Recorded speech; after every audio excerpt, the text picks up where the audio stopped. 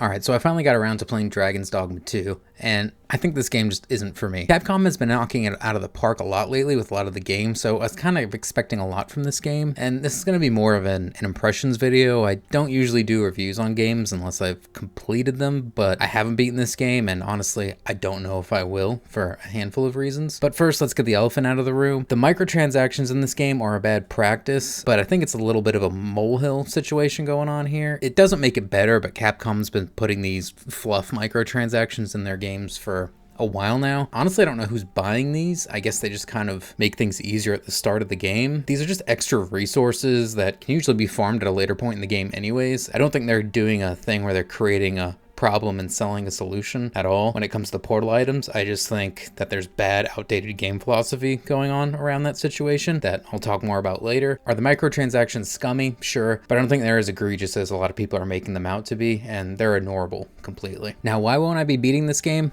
Quite frankly, I think it's pretty boring. It could just be because this game isn't for me, but this game has done little to make me feel engaged while playing it. While playing it, I find myself listening to music, podcasts, and thinking about other things I could be doing, like playing the sultry Stellar Blade demo, or seeing what that card game Balatro is all about, or even playing more Final Fantasy VII. I've also even thought about doing basic household chores while playing this game, so it's really not doing a good job of engrossing me and getting me into the game. Could it be that this game is just a slow burn at the start? Maybe, but I've played a handful of slow burn games earlier this year, and they at least did a good job of engaging me with interesting characters and interesting world, and those are things that this game is just completely lacking in these areas. Watching a dragon eat my heart like a 3-year-old eat a booger should be cool, but when it happened, I just didn't care. This game is going for a dark fantasy sandbox feel, and it takes place in the Middle Ages, which is fine. There's an audience for that, but it just comes off as very dull and uninspired to me. Maybe I'm not far enough in the game to see diverse regions and environments yet, but there's an overall just lack of color, style, and points of interest in the world. I've seen nothing in the distance that makes me go, ooh, I want to go explore in that direction and check that thing out. Sure, some larger enemies can make you feel that way at first, but then you realize you're mostly just fighting the same handful of things in the world. It really makes you wonder if that ogre is worth the hassle right now. Now, this is a large sandbox world where you're free to explore, which is usually great, but this world doesn't really feel that open to me. It feels more like a bunch of roads all kind of spaghetti together, and occasionally you stumble across a little meatball that you can run around and explore in, and caves and ruins are probably the best things that you actually get to explore and go into. You'll get a nice piece of gear usually, or a weapon, which is nice, but a lot of these things just start feeling the same after a while, and then you're kind of fighting the same enemies in there, and it just gets old after a little bit. And the game really doesn't seem that free to me, because it wants you to play by its very outdated rules, like no climbing on things and no fast travel and no easy way to get around. I kind of find it funny when you're exploring that you can't really climb up surfaces or anything, but you can climb up the smooth, sweaty body of a cyclops that's flailing around with relative ease. It also feels like you should be able to use the rift stones to fast travel around. I mean, you're going in between a space between worlds that the pawns are using to travel in between worlds, so it just feels like that should be the thing. I don't get why it isn't a thing. I get from a design perspective they wanted to have you run around the world like an asshole, which, sure, that's fine. At least make the world interesting enough to make me want to run around in it instead of forcing it through game design. And I know you do get teleport stones and ox carts eventually, but the locations that you can travel to are very limited, and the ox carts constantly get attacked anyway, which can be fun, but most of the time, it's not. Now, I am criticizing the exploration here a little bit, but it is actually one of the better parts of the game, along with the combat, but these pieces aren't really anything too outstanding to me.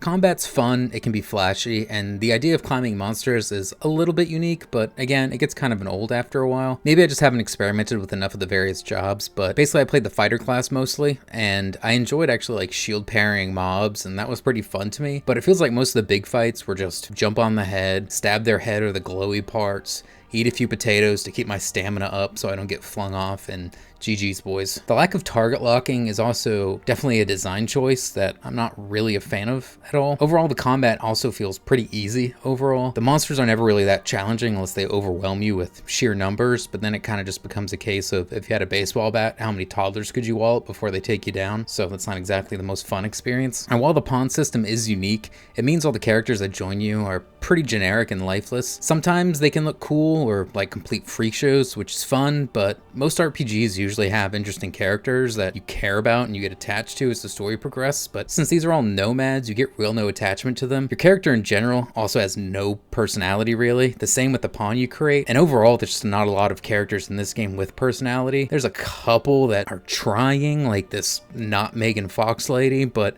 pretty much everyone's just kind of a generic Renaissance Fair cosplayer, and sometimes they just happen to be a cat, and I guess that's what makes them interesting. I feel like a game like this is usually held together by having a good engaging story, piecing together the fun exploration and the fun combat, but as I mentioned, the game is just lacking in that. The story, from what I can tell, is you're in Arisen, and you're supposed to be the ruler of this world, but right now there's a false king, and like I said, the dragon ate your heart like a booger. I don't know. I'm just not caring. Maybe it's just the way the story's presented that isn't engaging to me. The prison break at the start was kind of interesting, and that flashback with the dragon and fighting him, I guess, was fine, but the story just kind of meanders, and none of the side quests are really that interesting at all, and they all are devoid of charm. I mean, this is like Final Fantasy 16 levels of boring side quests. The only thing that got a little bit interesting to me was the Nameless Village piece. It kind of just became that generic Village of Assassins trope that you see a lot in this type of fiction, so wasn't that special. I also feel like some quests are trying to do things that the game just doesn't have systems built for or it's capable of. I mean, maybe I'm missing something because I am kind of an idiot, but you visit this guy in jail to break him out, which he doesn't want to come out, which whatever. You get attacked while trying to sneak in to see him, but there's no sneak mechanics in the game, so it's kind of dumb. And then once you get arrested, you can just walk out of your cell and everyone's chill with you for some reason. But then once you break him out again, the guards will randomly start attacking you, and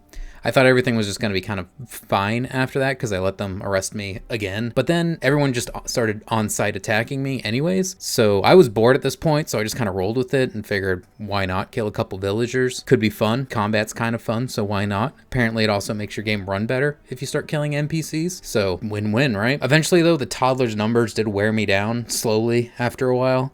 Mostly because it was just getting repetitive, fighting a bunch of villagers slapping me around, but they did overwhelm me. They did get me in a fountain, and they did slap me down and arrest me again, and I thought, cool, now they'll stop doing this. I've been arrested. I've atoned for my crimes, but that didn't happen. They still kept on citing me because I guess I had something up with my game. So I found out, thanks to Reddit, that in order to fix this, you have to rest at an inn. So there you go. Now, apparently during this insurrection on the city, I killed an important NPC for a quest I had. I had to revive him, which I'll admit, the whole you can resurrect an NPC using the wake stones. Kind of a cool mechanic, but then I realized this quest was boring and I didn't care. So I went back to exploring the world and killing goblins because that was way more fun to me than hanging in low frame rate Browntown. Which leads me to my point, this game isn't optimized. I have a decent PC and it trips up in towns and makes the game run like Dragon's dog shit whenever I'm in towns most of the time. Usually when I'm in town, I just try to leave as quick as possible because it's pretty devoid of charm anyways. And the game actually runs pretty well in the fields though, and overall when you're doing combat outside of it. The only times I really had issues in the field were if I was in like an ox cart or something and a griffin attacked and there's a lot of NPCs attacking one big mob all at once, but that was actually kind of fun. So I didn't really mind it happening then. Graphical optimization aside though, I think one of the biggest issues I have with this game is the game just has no real style to me and is super generic. I get that's the feeling they wanted, but the lack of color is just really dull to me. I feel like I've seen a game like this a million times before, and there isn't anything in the environment that makes me say, oh wow, look at that cool thing over there. And most of the best visual moments do happen in combat, which is fine. A lot of the abilities are very flashy, they look cool, have unique flair to them, so that makes battle fun and exciting. So yeah, combat does look good and pretty, but the fact that it doesn't run well on top of it makes it really meh to me. The sound effects of the game are pretty good overall. The monsters all sound pretty good, and in combat when you use skills or like bash enemies with your shield, it sounds really cool and impactful. And I guess there is a soundtrack to this game. I haven't really noticed it. I guess it's pretty inoffensive, which means it's neither good nor bad. It's just kind of there. And yeah, there are a lot of fun nuggets in this game, like throwing goblins around in combat, and some goofy moments happen in combat, like Cyclops is trying to be bridges or making things fight each other can be fun, but it just isn't enough to carry it when everything else kind of seems outdated and mediocre at best. I think there is a decent core gameplay loop here between the exploration and the combat. Usually these things are bound together by interesting stories or characters, but there are no interesting stories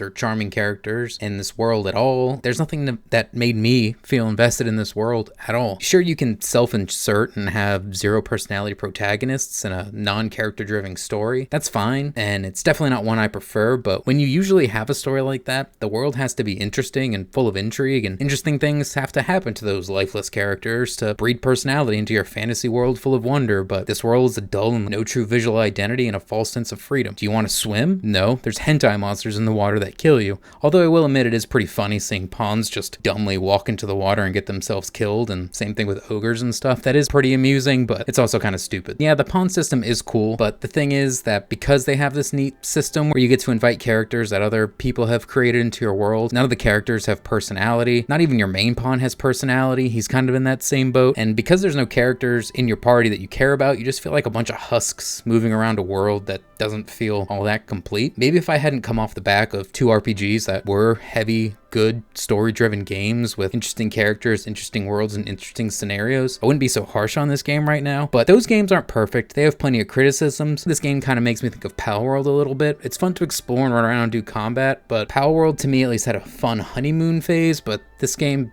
doesn't really have that going for it. And it does a terrible job at getting you invested into the story and makes their open world a complete slog to navigate through that lacks any visual identity. I think if this game had like a hop in, hop out multiplayer and a more open world and ways to get around easier, sprinkled in with maybe some type of personality or interesting characters, it could just be more fun to play with and engage with, at least for me anyways. I guess I'm kind of just describing Monster Hunter at this point, and I'm also not really a fan of Monster Hunter, so who knows, maybe I just don't know what I want. Hell, if they want to make it unique, give a little Dark Souls element and let people invade other people's worlds through the rifts. Could be fun, because abilities are broken in this game, so just have a completely crazy broken PvP system going on. Although I guess with the way the game runs and is optimized, people's PCs would probably catch on fire if they did that. I do think though, even though I'm being very harsh on this game, there is a spark there, something that people are grasping onto and clinging to, and I kind of get it, but for me, it's just not there. And I'm not feeling it. So yeah, it's pretty. The combat's kind of fun, but it's not fun enough to make me care about pushing through and to keep playing. The story's presented so bad that I just don't care about anything going on in this world, and